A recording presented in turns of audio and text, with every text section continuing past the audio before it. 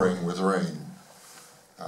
Thank goodness the production designer had a canopy because we had to shoot something that day.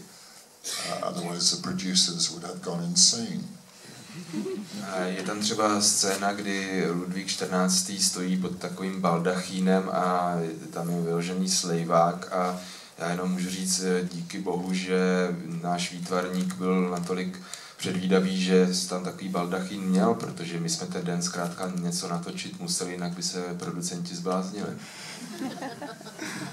We knew it was going to rain all day, and so very early in the morning the producers are looking at me and saying, so what are we going to shoot? And we don't have anything interior to shoot. So the production designer James Merrifield said, let's move the canopy.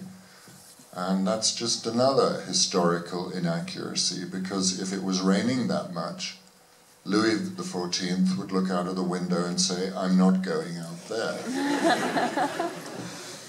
My jsme ten den věděli, že od rána, že bude pršet celý den a producenti mi ráno říkali, tak co budeme točit, protože jsme neměli žádné scény, které bychom mohli točit v interiéru. A tak výtvarník právě přišel s tím nápadem, s tím baldachidem, což ale zase na druhou stranu je další historický nesmysl, protože kdyby Ludvík XIV. Se podíval z okna a viděl, tak, jak tam leje, tak by řekl, no tak tam prostě nejdu. But I suppose it's a small example of art mirroring life, because I was fine, I was dry, and I had a hat on. But those four guys holding the poles, they were like drowned rats.